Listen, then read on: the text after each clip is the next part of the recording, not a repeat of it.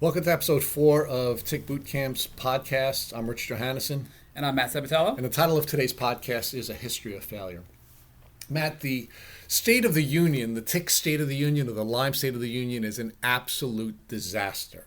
We have over 500,000 people diagnosed with Lyme disease last year, according to the Wall Street Journal study of health insurance claims. We have the CDC acknowledging that there are 300,000 cases of Lyme disease in the U.S. alone. The percentage of people or the number of people being diagnosed with Lyme disease is increasing incrementally. We have the Lyme war occurring, where we have a whole group of doctors who are denying that chronic Lyme disease exists, and as a consequence of denying that chronic Lyme disease exists, we have insurance companies refusing to pay for the care that these patients need. We have doctors being sanctioned, in some cases losing their license as a consequence of treating patients with long-term Lyme disease. We have patients suffering from mental illness and in some cases committing suicide because the disease is attacking them and they're not being treated, or in addition to that, they feel like they're not being acknowledged as people who are sick or people who are disabled. It's an absolute disaster. And I'm just wondering, Matt, how we got here, because in 1975 there was a discovery. And if we look at the historical retelling of what happened in 1975, you would think between 1975 and 2019 that the work that had been done by the doctors at Yale University and the team of doctors who had discovered the Lyme bacteria, that we would have had a solution to this problem by now. But the opposite is true.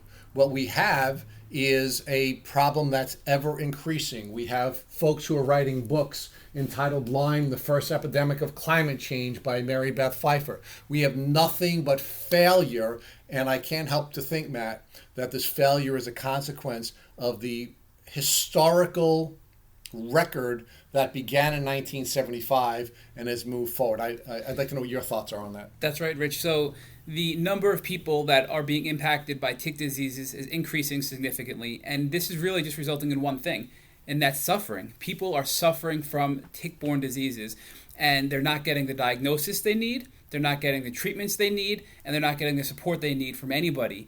And as you noted, back in 1975, this is when it first came to light about Lyme disease. But the two mothers, they were Polly Murray and Judith Mensch in Lyme, Connecticut. They noticed that many kids in their community were having this Lyme arthritis, and from there forward, it went to the medical community, and they did their thing, and we haven't come, that much further along since 1975. It's really, really a sin. So, Matt, as you know, I've probably read all of the major books that have been written on Lyme disease and tick diseases over the course of the last several months. And one of the things that I've seen that's been consistent from book to book to book, whether it's been written by a Lyme victim or it's been written by a researcher, whether it's been written by a doctor or it's been written by a mother, that there is this history that seems to be accepted, which begins with Polly Murray and Judith Mensch essentially, crying out as damsels in distress. And riding in on his white horse is Yale-educated Dr. Alan Steer, who has to give both Judith and Polly, who had made these long-term observations, give them some credibility by bringing in his medical training and his investigative tools to confirm what they had been seeing.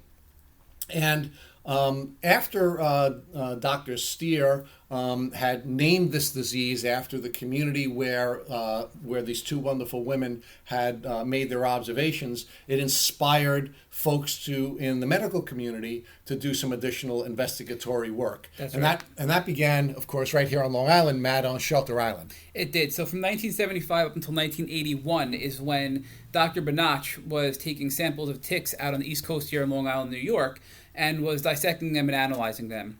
He had sent a couple over to Dr. Berg-DeFori to get some assistance with that analysis. Bergdorfer. Bergdorfer, I'm sorry, jumping ahead. And Dr. Bergdorfer is the one who actually found the bacteria in the tick that causes Lyme disease, and it's in the shape of sort of like a corkscrew.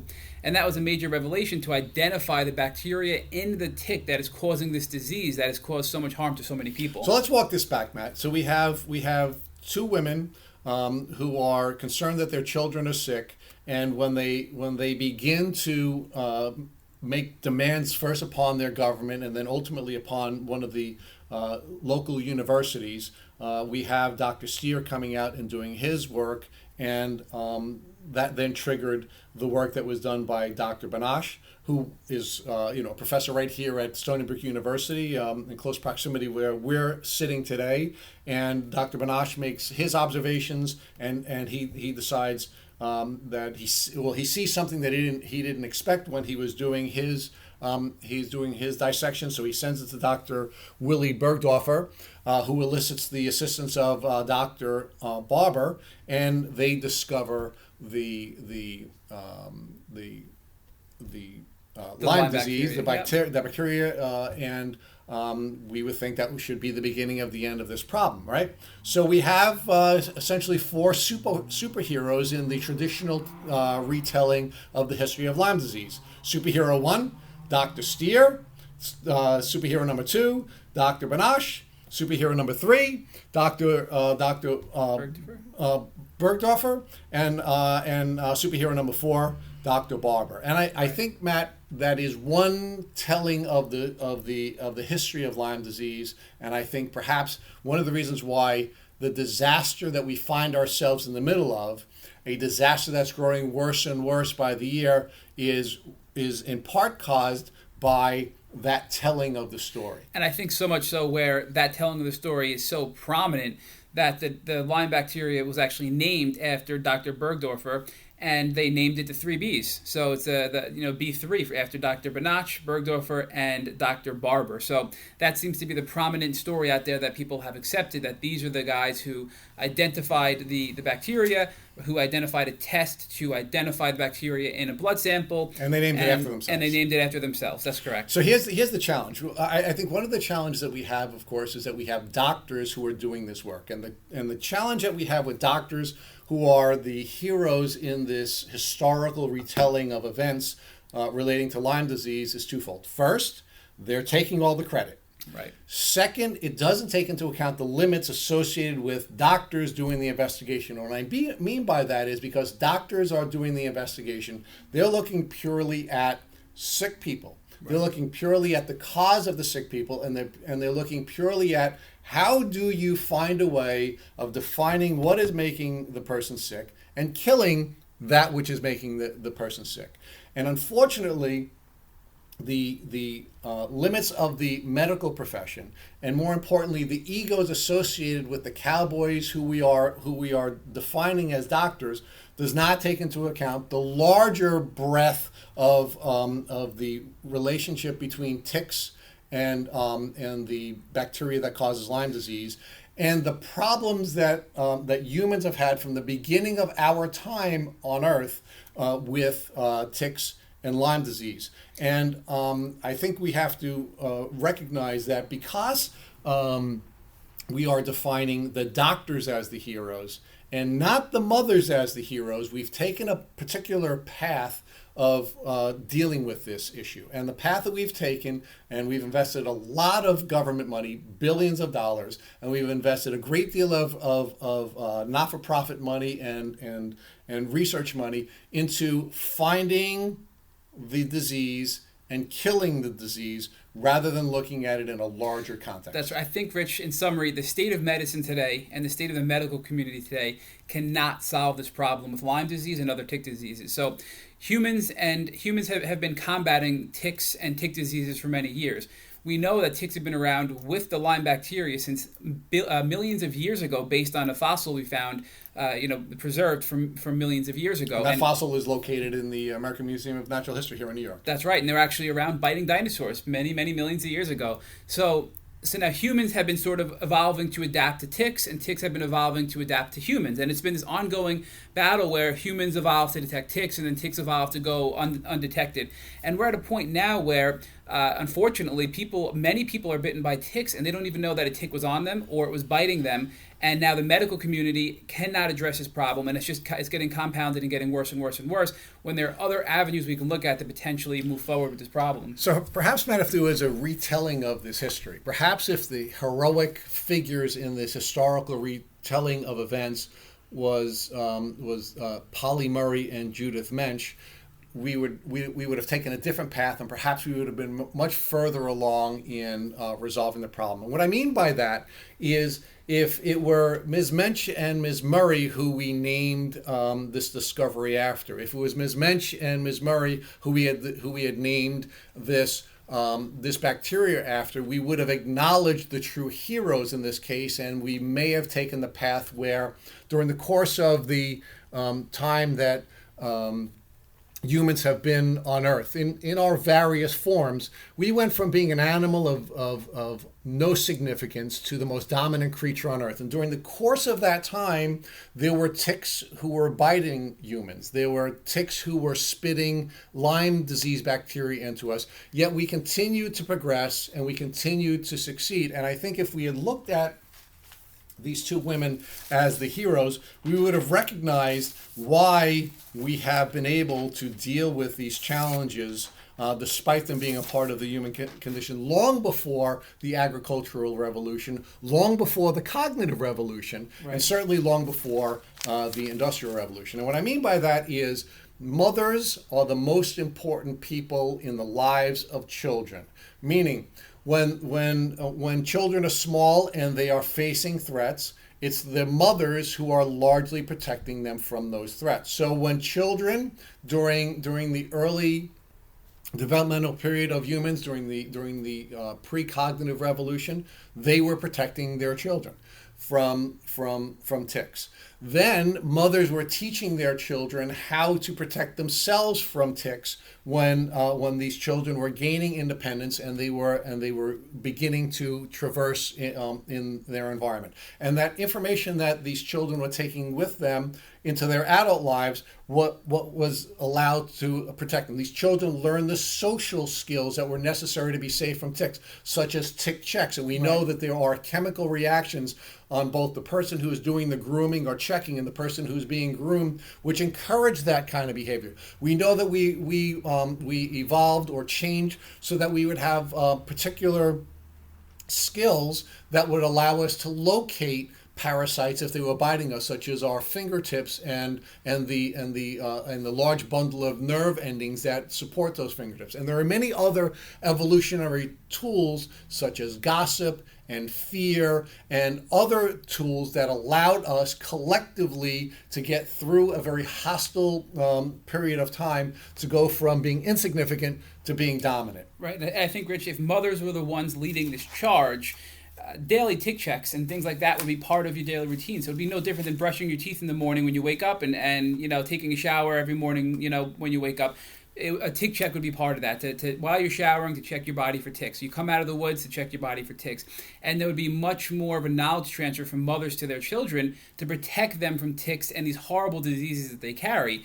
But since it's in the medical community, these mothers aren't really the ones leading the charge, and therefore people aren't doing the things necessary to stay safe from ticks like they did in historic times when humans were being taught how to avoid and be safe from ticks and other animals in the community. So, Matt, you did some quick research to determine how long a period of time the medical journals had been making observations that were Lyme disease but were never defined as Lyme disease. And I think this is something you should share with our listeners, because it gives more insight into the importance of what was triggered by Polly Murray and Judith Mensch, and why they deserve all the credit for what has happened. And if we didn't have these guys with MDs running in to save the day, that perhaps the path that we would have taken between 1975 and today would have made us closer to resolving the problem, rather than watching the problem fester and get worse. That's right, Rich. So as early as 1909 in Sweden and France,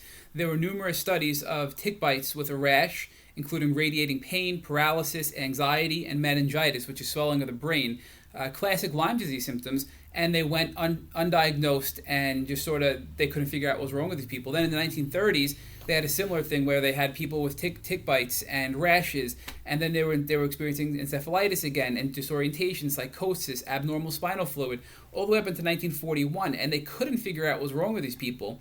And then not until 1975, because of Polly and Judith, did the community finally get involved to figure out what was causing these symptoms.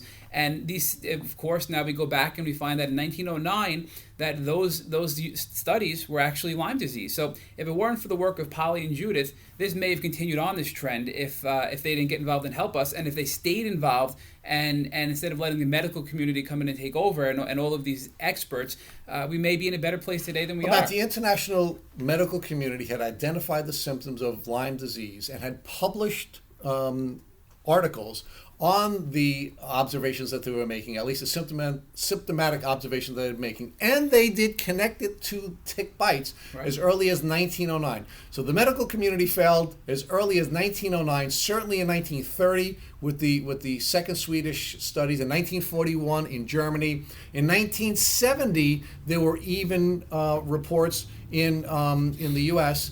in Connecticut. Right. Where these symptoms had been identified, but there was never a drive. But it's not just a drive. There was no name for the problem. There was no proof of the problem, and the problem did not ultimately have a face and a name and a description until Ms. Murray and Ms. Mensch demanded that, and they demanded it because they are the embodiment of what had allowed humans to deal with this problem for millions of years. And yes, I understand that we were in different forms until about 200,000 years ago, and I recognize that the cognitive revolution had changed us significantly, changed humans significantly, but we have been successfully surviving. We had successfully survived in the wild during the hunter-gatherer phase because we had the tools that we needed to succeed, and we evolved to have the tools we need to succeed. But we're not focusing on those tools. What we're focusing on with our research dollars, what we're focusing on with our government dollars, is how to find this, and again, it's all based around the traditional medical metaphor, which is what? Which is find and kill. Right. So we try to find a pill, and we try to find an antibiotic that's going to solve every problem. And by the way, if you don't get better when you take the antibiotic, you're not sick. Right. If you continue to show symptoms of this illness after they give you the antibiotic, you're not sick. Yeah. And if you continue to show these symptoms after you take the antibiotic, they're not going to have the insurance company pay for it. And God forbid, if your doctor continues to prescribe this medication to you, he or she will find themselves in a very difficult position. So this is where we are because of a limited view of the history of Lyme disease and ticks as tick parasites, as opposed to the longer view that should be taken. But even more importantly, it's because the historical roots of the retelling of these events have taken us on a path where we're looking for sickness, and we're looking to kill the sickness, and we're looking at the traditional medical metaphors rather than looking at a larger view. And the larger view, of course, requires us to determine what allowed our ancient ancestors to survive these problems. What were the conditions that allowed them to survive, and how do we reacquaint ourselves with those tools and those conditions so that we can survive this growing pandemic? And I suggest to you that if we look at the real heroes, and we define them as the real heroes, and we focus on the tools that Ms. Mensch and Ms. Murray utilized to finally give a name and a face to this terrible condition, and we refocus how we deal with Lyme disease, then we'll become substantially closer to resolving this problem rather than falling victim to this pandemic.